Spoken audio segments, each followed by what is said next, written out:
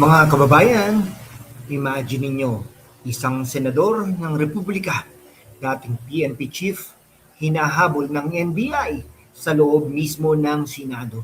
May gunshots, takbuhan, protective custody, tapos bigla nawawala. ICC wanted list daw si Senador Bato de la Rosa. Pero tanong ko sa inyo, wanted for what? For doing his job against drugs?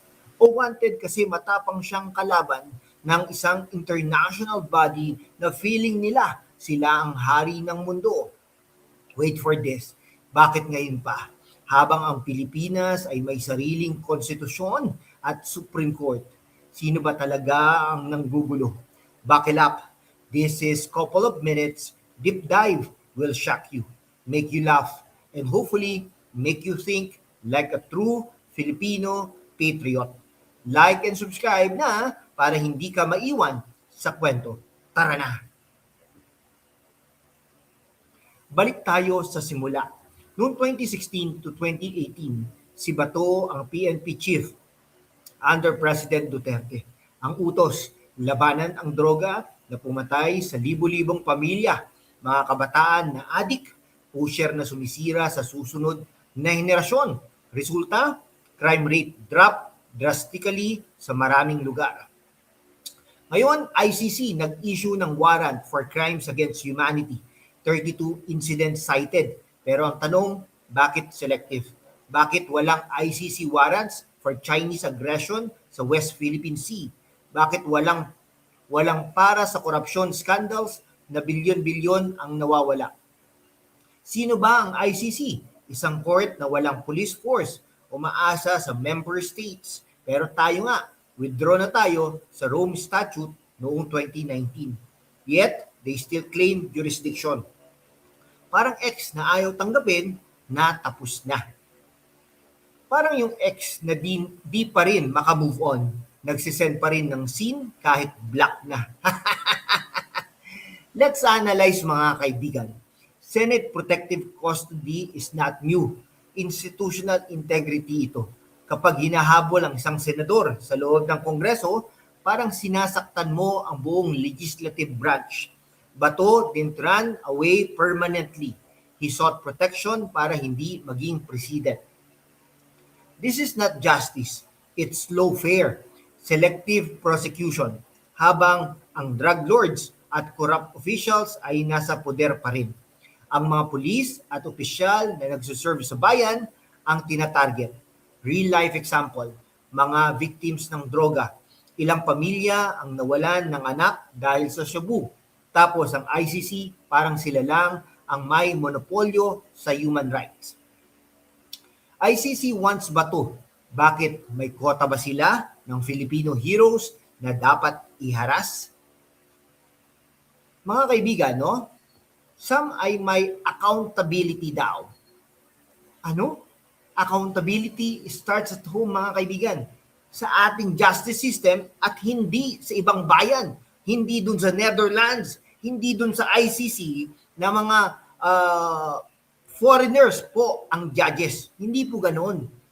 Tayo bilang Pilipino, hahayaan po ba natin na ang mag-judge, no? Sa ating sariling kababayan ay mga dayuhan? Hindi po. May nagsasabi, bakit naman yung ibang mga OFWs na nahatulan sa ibang bansa? Dahil po, allegedly, ang mga krimen na ginawa ng ating mga kababayan ay nagawa doon sa kanilang bayan. Kunwari, sa Kuwait, sa Saudi, sa US, nandun po sila. Okay? Pero ito po ay iba. Di ba? Inaakusahan siya ng crimes against humanity. Sino? Mga adik? Mga pusher? Di po ba?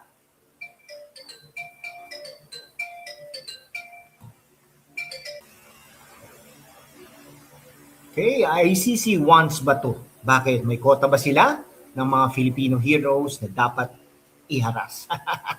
Ay, nako. Ngayon, hindi sahig na parang tourist spot, mga kaibigan. Hindi sila dapat doon nilalagay o prin-prosecute dito po sa ating sariling bansa kung may nagawa man sila. Pero sa tingin po nga natin, wala pong nagawa, no? Wala pong nagawa ang ating dating Pangulong Duterte at ang ating PNP chief. Mga unghang talaga itong mga to eh. Ewan ko, mga kababayan, sa mundo kung saan ang kasinungalingan ay nangingibabaw, ang katotohanan ng unang sinisikil. Pero kasama kayo, magpapatuloy tayo sa laban, walang takot, walang kinikilingan at laging handa para sa bayan. Sumali na sa aking YouTube channel membership sa #WalkWithLan at tulungan natin para ipagpatuloy ang pagbabalita ng katotohanan. Salamat at kita-kits sa laban mga kaibigan. Okay ha?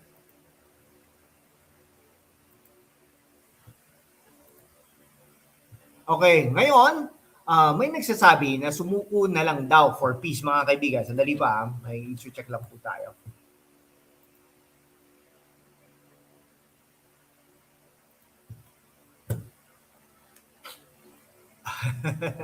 Okay, mga kaibigan ha. Pero paano kung ikaw yun? Paano kung pulis ka na sumunod sa batas ng gobyerno mo? Netizens divided. Pero maraming youth at OFWs galit sa foreign interference. Bakit? Pilipino versus Pilipino pa, habang dayuhan ang sumasakop sa ating dagat. Sa mga OFWs, kayo ang backbone ng ekonomiya. Gusto nyo bang ang pera nyo ay mapunta sa isang sistema na hindi kayang protektahan ang sariling bayan? Kayo ang future. Huwag kayong magpa-brainwash ng Western narratives. Real change starts with strong governance, not extended courts. While we're on this, shout out sa mga solid supporters. If you are an ADV rider heading to rallies or provinces, check this trending LS2 helmet or full-face ADV gear on Shopee or Lazada. Trending kasi safe at stylish para sa mahabang rides. Perfect for you. Kababayan na laging on the go, defending truth. Link in the description. Small commission helps the channel mga kaibigan. Natawag. Tumatawag, wala namang ano. Anyway, for productivity, wireless earbuds or ergonomic mouse, for editing vlogs or studying politics habang nasa bahay. Trending kasi work from home, revolution pa rin, youth and professionals, eto na.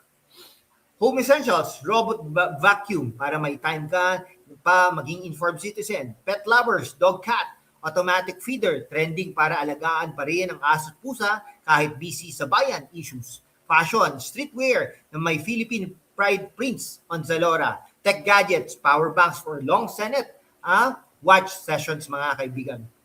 Check po sa Shopee or Lazada links below for these items. Itatag din po natin. Support sa channel at practical din mga kaibigan. Okay kung papayagan natin ito, sino ang susunod? Mga pulis, mayors, ordinaryong Pilipino? This is about sovereignty. Bato represents the fight against drugs na maraming Pilipino pa rin ang sumusuporta.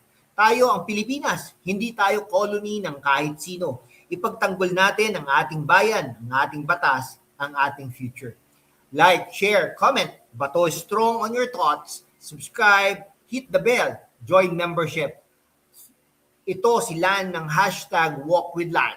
Naniniwala sa isang matatag, soberano at drug-free Pilipinas. God bless the Philippines.